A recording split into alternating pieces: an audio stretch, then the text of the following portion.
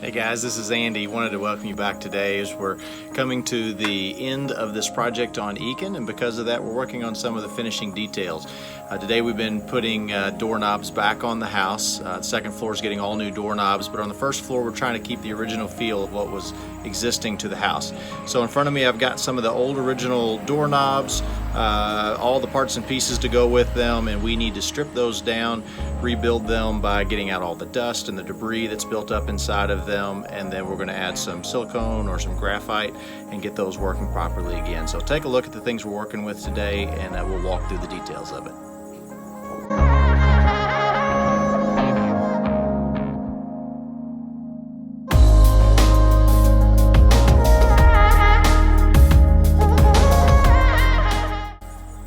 So here today I've got laid out on my porch, I've got the hardware we're going to be refinishing. So I've got the locks, I've got the face plates and the knobs, and then even the keeper for the locks there. We're going to be stripping those down and opening them up. And then I've got in front of me as well, I've got some paint stripper to take off the old paint that's adhered to them. I've got some safety glasses and gloves, some wire brush and a scraper, and then even a razor blade in case I have to get in the little screw heads to get the paint out of them. I'm going to be repainting them using some Rust-Oleum that has a primer with it. It's going to be a high gloss to give it a nice hard sheen that'll last for a long time. Then we've also got our 3-in-1 oil and some graphite lubricant. We'll open them up and see what needs to be done with the springs and the moving parts inside of them. So let's take a look at our parts and open them up and see what we've got. So here we've got two sets of knobs, and you can see the screws that are fastening each one of them in place. So there's a screw on this end, screw on this end, and then same thing on this side. So we're going to remove each of those screws. The knobs will separate off of the middle bar, and we'll show you what that looks like. So here we are taking these off. You can see I've got several of the screws already out, and this is how they separate. You can tell on the knob here, it's got a couple different spacing holes on them, so if you need to put the knob a little farther out, you can. Unfortunately, I've had two of them that seem to be stripped, so this is the last one I've got here, and that screw is just spinning and spinning and spinning. So after looking at the first one I got out that was spinning as well, let's take a look at that screw. You can see it is absolutely stripped, and so I'm guessing the other one's the same way.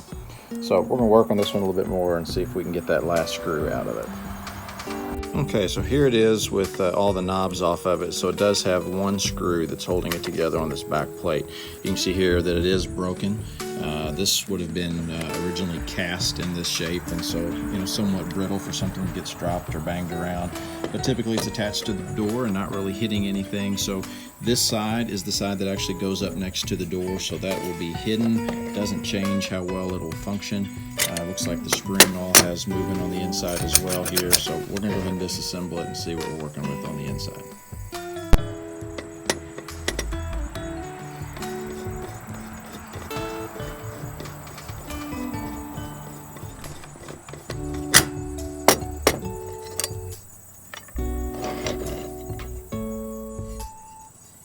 Okay, so we're looking at our inside parts.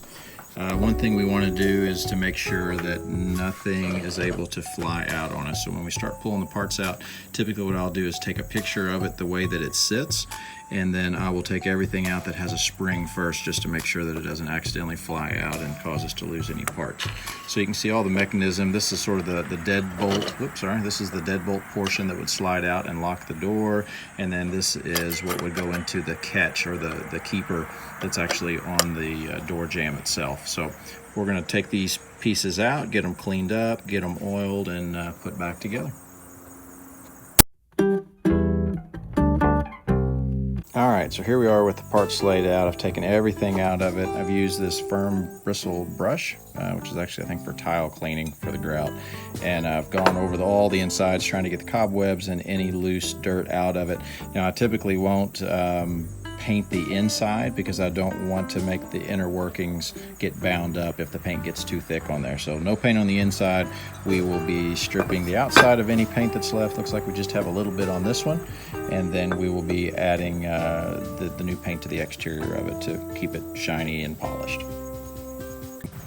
All right, so we've got the lock and we've got the catch for the door here laid out. I have cleaned them with the wire brush that you see here, and didn't really have to use any stripper whatsoever on it. Just the wire brush took everything that was clinging to it, took it off for the most part, and then I used this tack cloth that you see to get any of the loose dust off of to get it ready for painting. So I did that on the inside and the out, but we're only going to paint the outside, not this inside that you see here. So we're going to go ahead and put some coats. We're going to start off with just a light coat and then build it up to give it a nice finish without any runs. It's a beautiful day here, so it should be drying pretty quickly.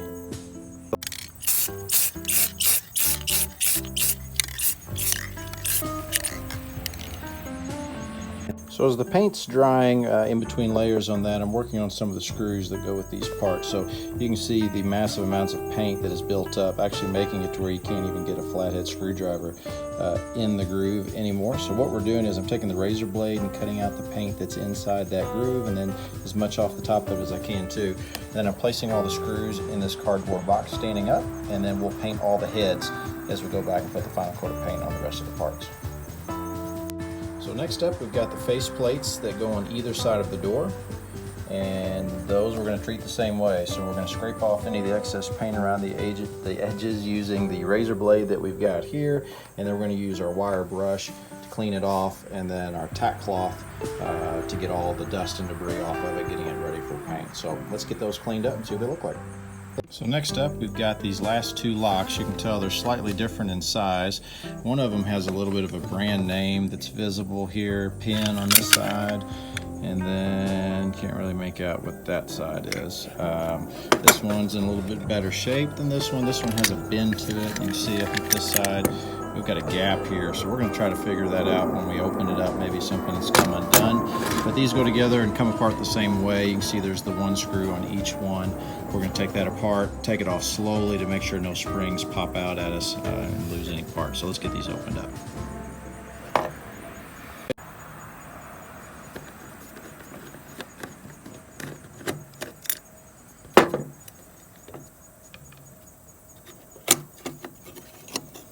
So once again, as we did on the others, these have a little bit different look to them. So we're going to take a picture of the inside of each one just to have something to reference when we go to put them back together. So if you take a look at these are actually still in working order. Both of these springs are functioning, things are sliding, just not sliding well. So actually on this one, it looks like one of the extra little spring bars has popped out from somewhere. So we'll have to get that back in place. But let's get them taken apart, cleaned up, and painted, and then we'll start reassembling. So something I completely missed the first time that I now see when looking at it. This one here on the left actually has a non-factory part. So if you look at it, you can see this block of wood that someone has added in here. It's been rounded out to fit. Looks like it had actually slid down. Maybe they had it all the way up in the corner like that originally. Must have been some movement.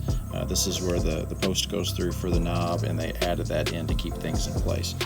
Something's going on here with this bottom. Not sure what we got missing yet, but have to determine if that's something we need to leave in to keep this working properly, or if we can remove it and maybe put a correct piece in.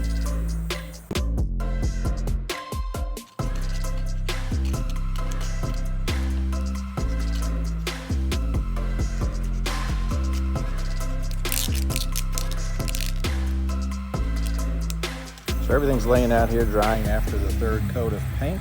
I'm going to make sure that everything is no longer tacky at all before starting to put everything back together. Then that'll be all for today, and we'll start putting them back on the doors at the house and see what our end result looks like. But let's give these a few more minutes to dry, and then we'll start reassembling the parts and pieces inside each of the locks. So we're starting to put the assembly back together inside each of these, and here's a little side note that I wanted to point out. So this is what slides in and out of the lock itself, and it catches against the keeper on the actual door casing itself. So depending on which way your door swings will determine which way you wanted the slanted side to go. So if you put it face down, your door will swing into it coming this way. If you do it face up, your door will swing back this way to catch the keeper. So it is reversible. Most of these locks are that way, so the same lock would work no matter which way your door swings. You just flip it over the opposite direction when installing it. Now I've got both of these reassembled, and you can see here everything is back in functioning order as it should. We got a lot of moving parts inside, so I've been taking the 3-in-1 oil that we've got here, adding a little bit in each of the places where we have movement, just a few drops in each one. These are made to where metal slides against metal in most of these pieces, so put some drops on, get some things moving around, get that oil in so we don't get as much friction building up, and then, well, there we go, I already broke it. There, back together. And then we put everything back together. It should move. Over time, these will build up dust on that oil and then have to be cleaned again. But for now, we do have some good working parts, and we'll get them reassembled.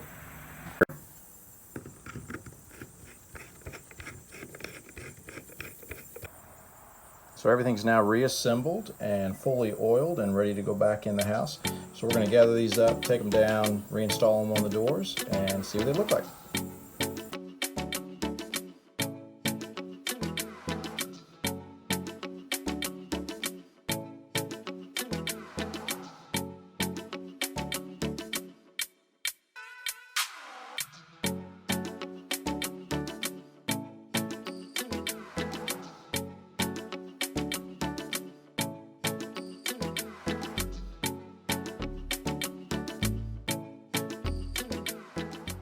So as always, guys, we hope you enjoy the content that we put out, and hope this gives you a little bit better understanding of the inner workings of some of these old doorknobs.